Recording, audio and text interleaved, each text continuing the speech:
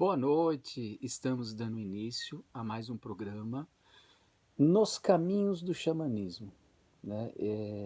Esse som que vocês escutaram agora há pouco é de um xamã da Rússia, ele não é siberiano, ele é russo. Esse tipo de som, ele é produzido tanto pelos homens quanto pelas mulheres, e o que nos chama a atenção, mesmo sendo essa mulher uma garota, né, ou sendo esse homem um garoto,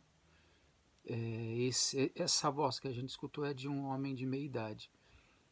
Independente da idade, o timbre grave desse som produzido é o mesmo. É muito interessante. De uma certa maneira, esse tipo de canto ou de som, né, é como se fosse para que eles despertassem uma comunicação com os espíritos. E vale lembrar que no xamanismo sempre essa ideia ou compreensão do espírito não é a mesma compreensão e o mesmo entendimento e o mesmo território que no espiritismo. Essa relação do espírito, essa relação no espírito, no xamanismo, diz respeito a várias questões. Então, o espírito pode ser uma pessoa que morreu, né? Um espírito de um morto, vamos falar assim, mas pode ser uma representação da natureza, como uma pedra, uma folha, um inseto, enfim, ou seres desconhecidos. Então, quando eles exercem esse tipo de canto, já é como se eles estivessem comunicando que eles estão indo de encontro a essa realidade. Isso é algo que chama muita atenção. Então, lá para frente, em algum programa, eu vou tratar sobre isso. Mas, antes de mais nada, quero agradecer a presença de todos, né, que tiveram no último e primeiro episódio Nos Caminhos do Xamanismo. Espero que tenham gostado. Eu deixei algo muito no ar, propositalmente, e hoje eu vou deixar de novo, com certeza, quando eu falo da ausência e da presença do humano. Eu vou retomar sobre isso. Eu deixei um pouco vago para que vocês fiquem pensando na realidade. O que se trata isso? O que quer dizer isso? Ótimo, beleza? Bom, antes de começar a falar um pouco do tema e do próprio título que vai ser esse episódio, eu quero agradecer algumas pessoas. Primeiramente, a Cris Pascoal, que me conferiu, através de um convite, a confiança de estar aqui com vocês falando sobre um tema cultural que diz respeito à nossa espécie humana, muito complexo, muito difícil até mesmo de a gente entender de uma certa maneira, mas ao mesmo tempo é um assunto inesgotável, que é o xamanismo, né? E que se apresenta em culturas tão diversas ainda hoje no planeta. Logicamente que vocês estão percebendo que o meu caminho é um caminho que está permeando, por enquanto, pelo aspecto da antropologia, de etnografia e da história, e logicamente, e algumas vezes para outras áreas, né? Então as referências, hoje eu vou fazer uma coisa que eu esqueci no outro programa, que indicar alguns livros e demonstrar algumas referências de estudos para vocês. Então esse é meu caminho. Então agradeço em especial a Cris Pascoal por essa oportunidade. Agradeço também a produtora, que também chama Cris, que infelizmente esqueci o sobrenome dela. Prometo que no próximo programa, eu esqueci de anotar aqui, no próximo programa, Cris, eu vou lembrar do seu sobrenome, mas a Cris é fantástica, ela que ajuda a colocar esse material no ar. Agradeço de coração. Não poderia deixar de agradecer também ao Rafael Pereira, um grande amigo, editor, criador, ele que idealizou a revista Alfa, onde eu sou, com todo prazer e honra, conselheiro editorial. Obrigado, Rafael, por editar, por produzir e por deixar o vídeo da maneira sempre bacana, e você faz com tanto profissionalismo. Obrigado de coração. E quero agradecer a todos vocês que estão aqui seguindo e tentando, de uma certa maneira, caminhar junto nesse caminho ou nesses caminhos do xamanismo, né? Eu quero também falar sobre quem está apoiando, né? A própria revista Alfa apoia aqui o programa e a minha livraria. Eu tenho uma livraria de livros usados, que também é um espaço cultural, só que por enquanto não estão acontecendo as atividades devido à questão da própria pandemia, e acho que provavelmente só ano que vem, e eu quero fazer algumas atividades, tanto ligado ao xamanismo, como outras áreas do saber, como história da arte, como, enfim, vocês vão saber aos poucos.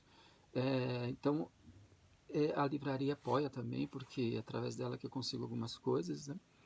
E outra coisa que eu queria falar para vocês, eu já tenho um convidado que eu quero entrevistar em breve. Além de ser um grande escritor, um pesquisador de campo importantíssimo, né? Importantíssimo. Talvez a gente pode falar, sem medo de errar, o maior conhecedor do xamanismo andino ou do xamanismo nos Andes. É um cara de uma simpatia, é um cara de uma energia muito forte, muito boa, conhece muito sobre a cultura peruana e demais civilizações ali da parte de cima da América, né, vamos falar assim, onde se, onde se, onde se compõe essa dinâmica do xamanismo andino, enfim, que é o Wagner Frota.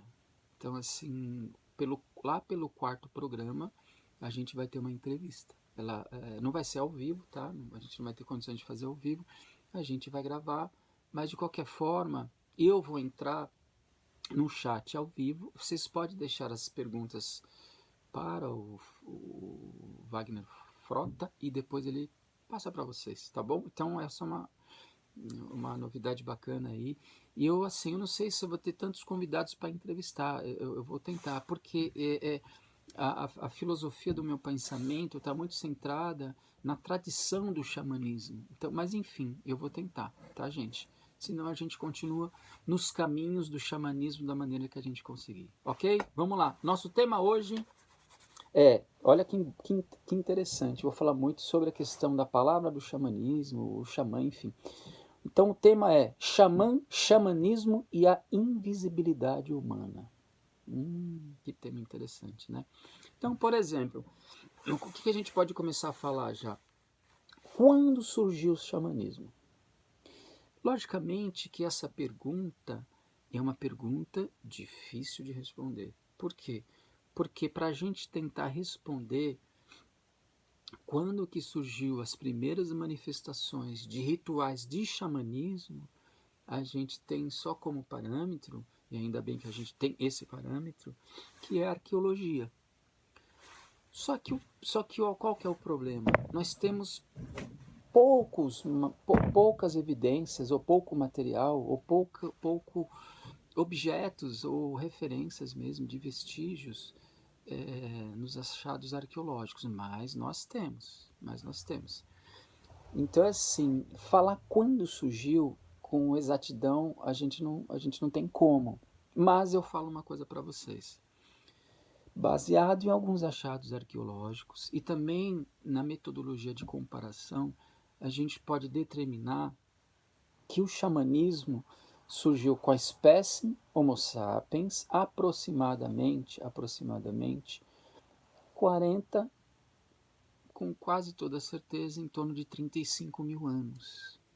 Então é mais ou menos por aí que a gente vai ter uma ideia ou uma suposição, vamos falar assim, porque não é uma teoria nenhuma, enfim, de que o xamanismo se apresenta ali naquele momento. Pode ser que ele tenha se apresentado antes? Pode.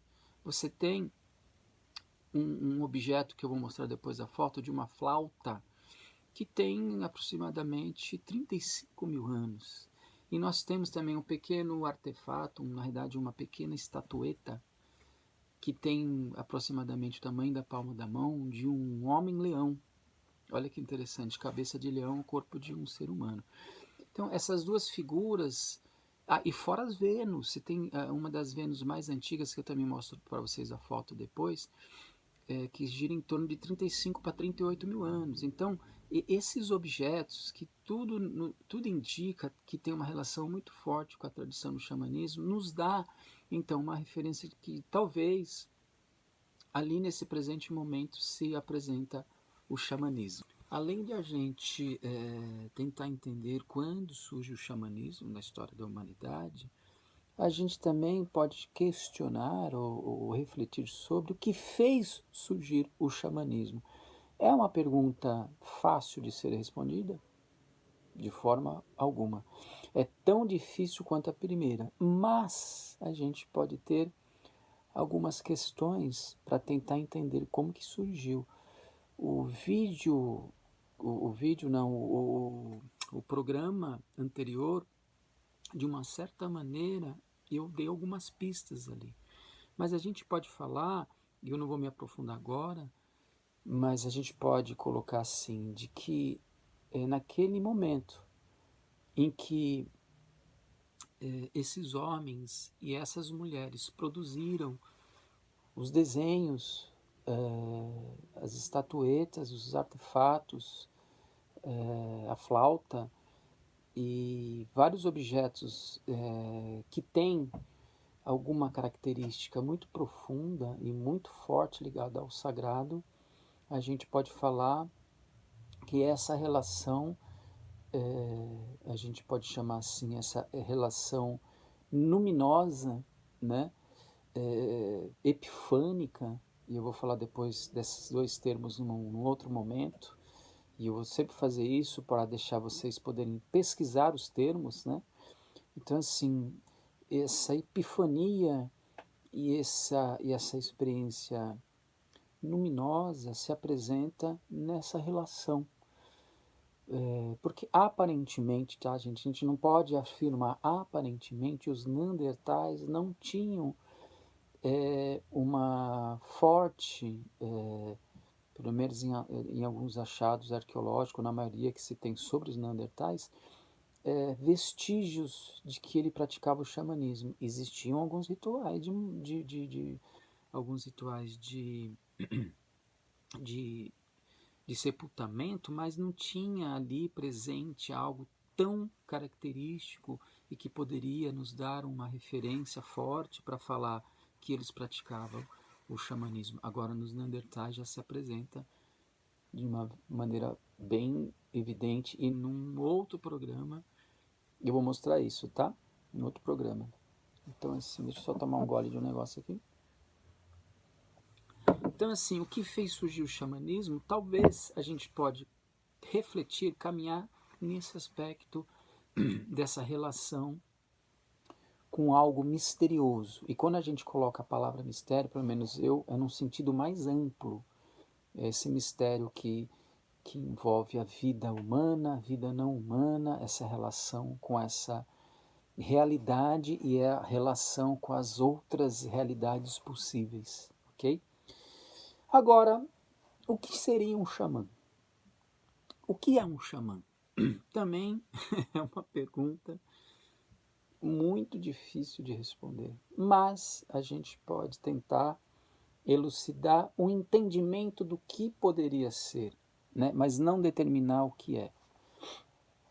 Então, um xamã, é interessante que um dos grandes historiadores das religiões, né?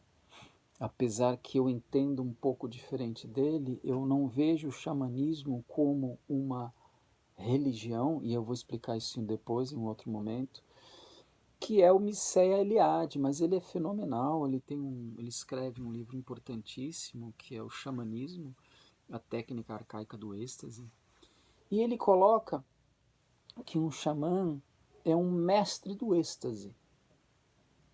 É legal, isso é interessante, né? Porque o próprio título do livro dele certifica de que o xamanismo seria, então, as técnicas arcaicas do êxtase.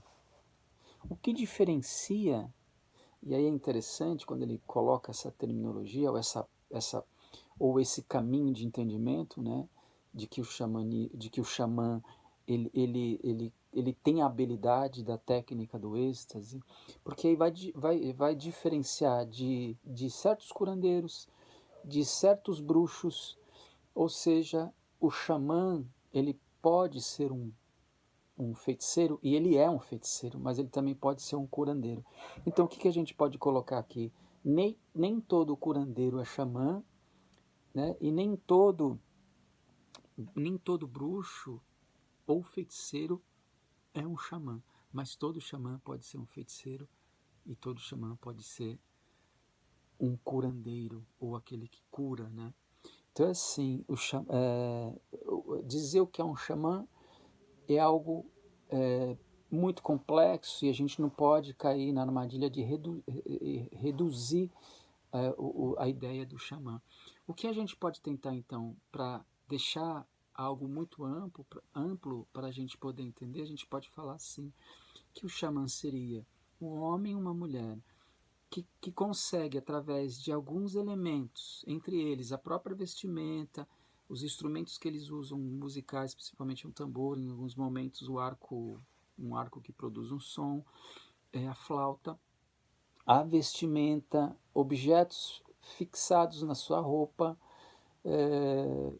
esse canto que eu mostrei no início, ou esse som que eu mostrei no início do programa, e, logicamente, o uso de substâncias psicodélicas que provocam o transe. Por que isso é importante? Logicamente, mais para frente eu vou fazer alguns programas muito específicos para a gente entender isso tudo, tá? Juntando todos esses elementos, ele produz um transe muito forte e profundo. Mas existem alguns xamãs na Sibéria que, além de usar todo o paramento, com todos os objetos, com o cogumelo ou com as substâncias que provocam êxtase, e mesmo assim, dependendo para onde ele vá, de encontro a algum tipo de força maior, seja ela muito negativa e muito perigosa, eles pegam uma lança. Eu tenho um vídeo, infelizmente eu não consigo mostrar, porque é um vídeo de documentário, então não sei se tem como eu mostrar por aqui. Mas depois eu passo um link ali no chat ou nos comentários para vocês poderem ver no YouTube, que está lá disponível. Então, assim, o xamã, para atingir a sua capacidade profunda, potente do seu êxtase xamânico, do seu transe xamânico, ele fura o fígado. E, incrivelmente, ela sente, logicamente, a pessoa uma certa dor, e nesse vídeo, inclusive, mostra essa pessoa num grau de movimento com os braços, como se estivesse de fato voando. E não provoca ferimento, e não provoca muito sangramento. E essa pessoa, então, consegue uma habilidade incrível nesse transe ou esse êxtase xamânico. Então, olha que importante que é toda aquela estrutura em torno do xamã. Né? O tambor é uma coisa muito importante para algumas culturas, e ele tem que ser feito pelo xamã, não pode ser comprado nem encomendado, ele tem que ser feito. Enfim, esse é um outro assunto que a gente pode tratar mais para frente. Assim, como passa rápido o nosso tempo, além do que é um xamã, o que a gente pode pensar também? Como se torna um xamã? Como se torna um xamã? Como que se torna um xamã? Esse é um tema super interessante também, e logicamente estou falando do xamanismo tradicional, o xamanismo de raiz, para a gente depois entender toda a estrutura dessas possibilidades do xamanismo da era moderna. Então eu vou mais por aqui primeiro, para a gente entender esse percurso, esses caminhos que a gente vai fazer. Mas vai demorar um pouquinho para a gente chegar lá, porque é muito material, é inesgotável o assunto sobre o xamanismo. Como vocês estão vendo, eu só estou falando aqui da palavra xamã, do xamanismo, do que é um xamã, e já foi quase 20 minutos. Então, assim, é um tema muito interessante e eu falo para vocês que à medida que eu vou me familiarizando com a habilidade de gravar, eu vou conseguindo deixar esse programa sempre melhor, sempre mais lapidado para vocês poderem ter um material limpo, bacana e a gente poder interagir e vocês poderem ter as informações mais claras possíveis. Tá bem? Então, assim, como se torna um xamã? É isso aí. Como se torna um xamã? Olha, nós podemos pensar assim na tradição que um xamã ele pode se apresentar, que um indivíduo, uma pessoa, seja ele homem ou mulher, pode se apresentar como um xamã pela espontaneidade, que é mais raro. O que seria isso? Sem explicação, por algum motivo não explicável, por algum mistério, por alguma intenção, esse indivíduo, essa pessoa, ela começa a ter habilidades que traz muito incômodo para ele. E ele começa, então, alguns exemplos que eu posso dar, por exemplo, eles têm sonhos, sonhos com morte, sonhos com espíritos, sonhos com realidades não humanas, sonhos enfim, de repente também essa pessoa ela começa a exercer um exímio contador de história, ou de alguma maneira ali na sua aldeia, se for o caso, de um povo mais afastado, num grupo indígena, ele começa a exercer a cura, ou seja, pela espontaneidade. Elementos que se apresentam de fenômenos em torno do seu corpo, ou com o seu corpo, faz com que ele tenha alguns indícios de que ele possa ser um xamã. Então, nessas culturas tradicionais, sejam elas indígenas ou sejam elas povos mais antigos, de tradição antiga, o xamã chefe ali, o xamã mais velho, vamos falar assim, percebendo essas características nesse indivíduo, ele convida então essa pessoa a fazer alguns procedimentos rituais para ver se ele pode de fato exercer a função do xamã. Então, um dos aspectos interessantes é através da espontaneidade, que logicamente é algo um pouco mais difícil, um pouco mais raro, mas pode acontecer, isso é bem interessante. A outra maneira de se tornar um xamã é através da hereditariedade, ou seja, por exemplo, existem algumas culturas na África, se eu não me engano, a cultura Zulu, eles passam de sangue. Então, assim, pode ser de pai para filho ou para filha, né?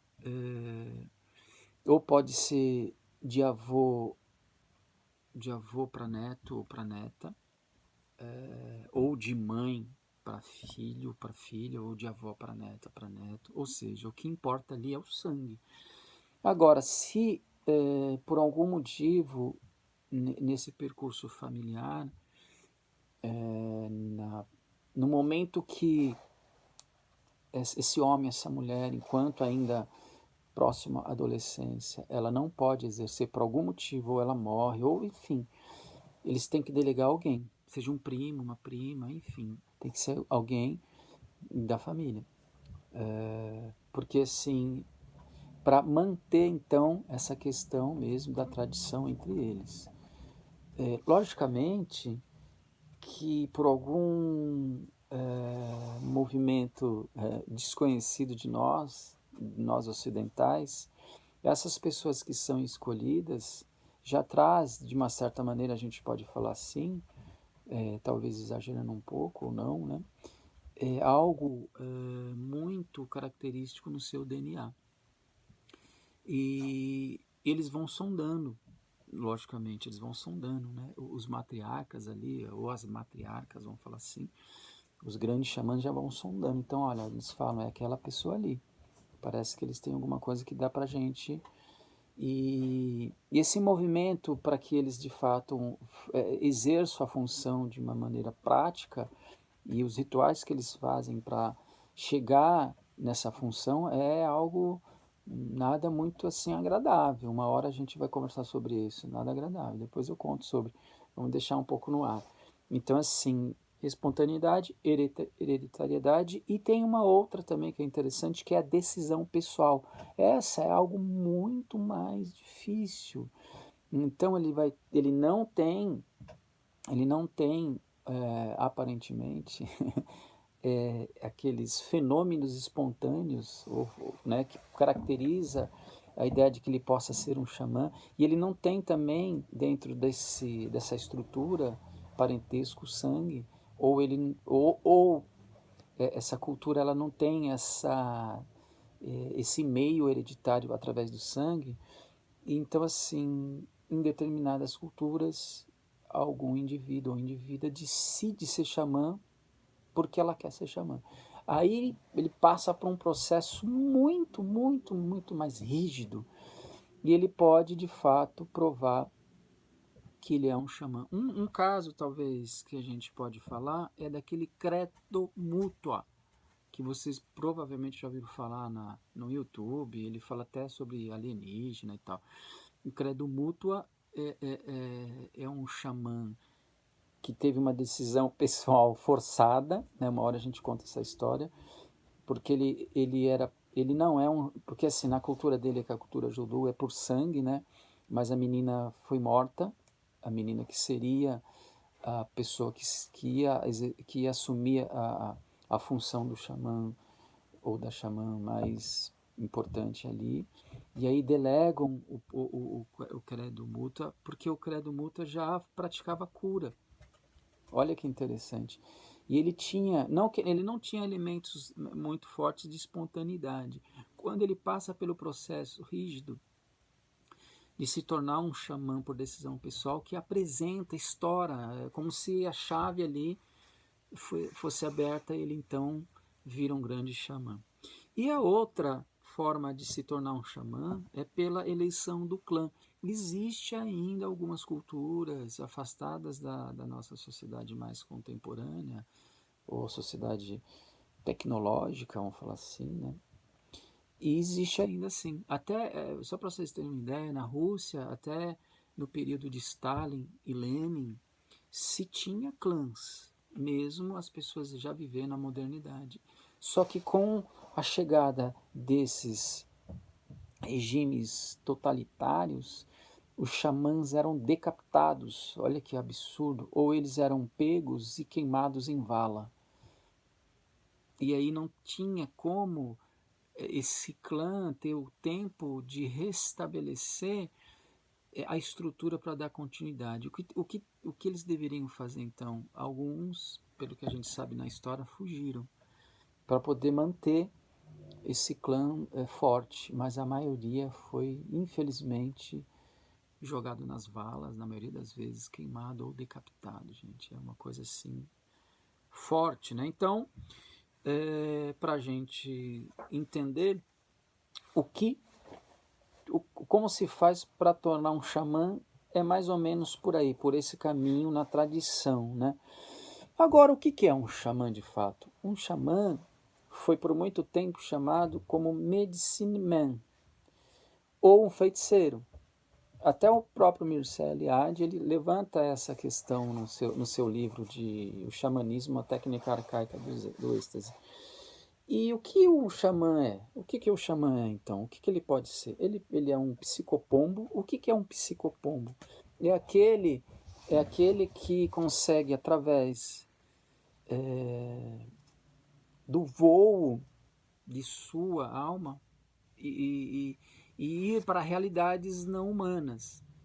Então, um psicopombo, para vocês terem uma ideia, a palavra psicopombo ele vem do grego. Psique é alma, pombos é guia. Ou seja, ele é guiado pela alma. Então, ele é um psicopombo. Essa é a função principal do xamã. Então, assim, o que a gente pode falar aqui que é importante? Há feiticeiros que não têm essa habilidade, então ele não é um xamã. todo xamã tem essa habilidade. Então a gente pode, no decorrer do programa, ou dos programas, ou dessas caminhadas pelo xamanismo, a gente vai tentando mostrar isso. Então, assim, isso já é um grande diferencial dos demais feiticeiros. Então, um xamã, ele tem a habilidade de voar com a alma. Outra coisa é que ele pode ser um sacerdote, né? Muitas culturas o xamã é um sacerdote. Ele pode ser um médico e um curador, né? Um médico e um curador, nesses dois aspectos. E se a gente for ver de fato, essa função ela é muito relevante em várias culturas. Boa parte dos xamãs tem essa função, exerce essa função, e não é uma função fácil. Eu até indico um filme muito fantástico, que ganhou vários prêmios. É um filme brasileiro que chama Ex-Pajé. Ex-Pajé. Eu vou ver se acho a imagem e vou anexar aqui na nossa fala.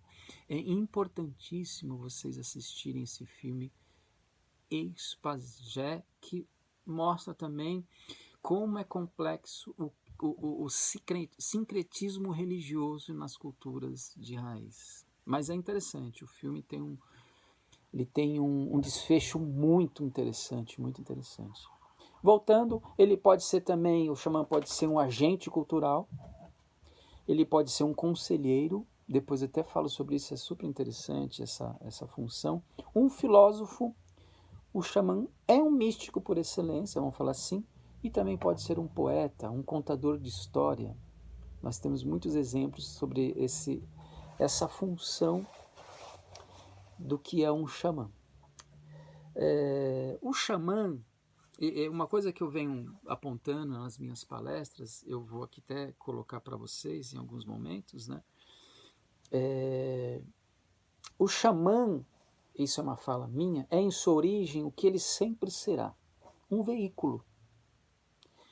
Um ser sem corpo que é morto na vida e vivo na morte. Isso é incompreensível, não é compreensível para a maioria, não há uma compreensão para a maioria das pessoas. Né? Essa questão que eu acabei de colocar, que ele é morto na vida e vivo na morte. As pessoas, de uma forma geral, não têm essa compreensão. O que significa isso? Né? O xamã é e sempre será a mais sofisticada tecnologia do êxtase. Então, o que vai diferenciar também o xamã de outras estruturas de feitiçaria é isso, é que ele domina a técnica do êxtase. O Mircea Eliade, ele coloca uma questão que aí já é uma ideia, porque ele vem ainda de uma escola dos anos 40, 50, eu acho que ele fecha lá para os 60, e hoje, logicamente, que os antropólogos, etnólogos têm uma ideia muito mais ampla do que definir o xamanismo como uma matriz das religiões. Isso é reduzir o próprio entendimento do xamanismo. Não que o xamanismo não tenha religiosidade, pelo que a gente percebe, quase todos os xamanismos pelo mundo têm religiosidade. Então, assim, como eu aponto aqui, ó, o próprio Eliade não tinha as informações que a gente tem hoje. Então, o xamanismo ele vai além de uma estrutura religiosa. Ele é um sistema que a gente pode falar de linguagem que exerce a feitiçaria. Por que eu sempre estou falando isso? A feitiçaria ela vem de um entendimento do ato de fazer, né? O ato de fazer. Então, assim, o feiticeiro ou o xamã, ele exerce o ato de fazer. Aqui até tem aqui, ó, a feitiçaria, ou a palavra feitiçaria vem do latim factius. Ou, olha que interessante, não pertence ao mundo natural, artificial, de imitar algo. Ou seja, o que esse feiticeiro, esse xamã consegue fazer? Mudar as realidades. penetrar em realidades desconhecidas. Isso de uma certa maneira, mudar a estrutura da natureza, porque só ele tem essa habilidade. Um médium não tem, né? Logicamente que alguns feiticeiros têm, mas o xamã ele tem isso por excelência. Então, assim, o verbo facere, que vem, enfim, diz respeito a dar um salto, agir, operar. Ou seja, o feiticeiro ele tem que estar em ação, dar um salto além dessa realidade, ir além do que a gente entende. E isso também é o papel do xamã, né? Então, assim, a gente pode falar que ele, de uma certa maneira, ele manipula a natureza. Lógico, eu anotei tanta coisa aqui, gente, é muita coisa para a gente falar. E eu acho que, por enquanto, o nosso programa de hoje, ele vai fechar nessas questões. Para deixar margem para que vocês também possam caminhar por outras referências e quem sabe lá para frente, que eu quero fazer um debate com algumas pessoas. Olha só a ideia que bacana, num programa aí fazer um debate e vocês também poderem participar, né? Então, assim, agora vocês vão me perguntar, e a invisibilidade humana? Então, na realidade, a estrutura do xamanismo, ele trafega com humano e não humano no corpo desse humano, né? Então eu vou pegar aqui uma coisa que é importante, eu fiz algumas anotações, primeiro para a gente entender,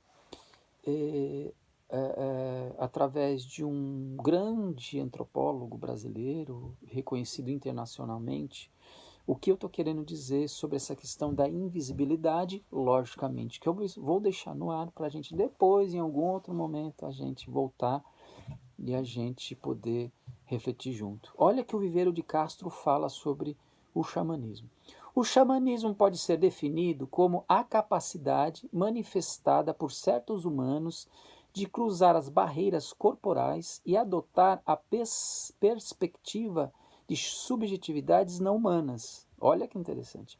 Sendo capazes de ver os não humanos como esses se veem, como humanos. Os xamãs ocupam o papel de interlocutores ativos no diálogo cósmico. Olha que interessante.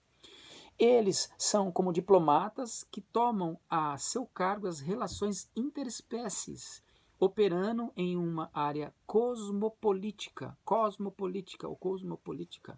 onde se defrontam as diferentes categorias socioculturais. Viveiro de Castro, 2002, página 468 do livro Inconstância da Alma Selvagem e Outros Ensaios, editora Kozak Naif. Gente, espero que vocês tenham gostado. Cliquem aí no botãozinho de curtir, que isso faz bem pra gente, a gente fica feliz.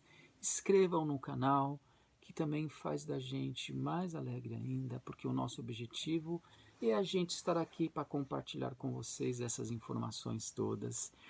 Então, assim, eu vou deixar todas as informações das minhas redes sociais aqui para vocês poderem dialogar comigo, fazer algumas perguntas e a gente caminhar junto nessa estrutura tão fantástica que é o xamanismo.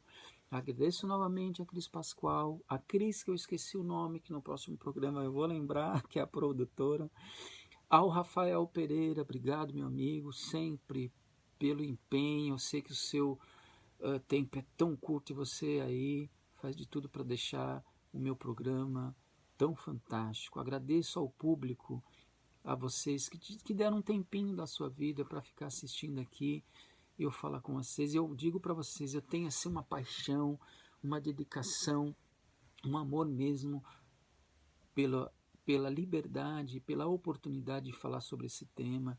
E depois, no decorrer de alguns programas, eu vou falar sobre algumas questões que aconteceram comigo e vocês vão entender por quê.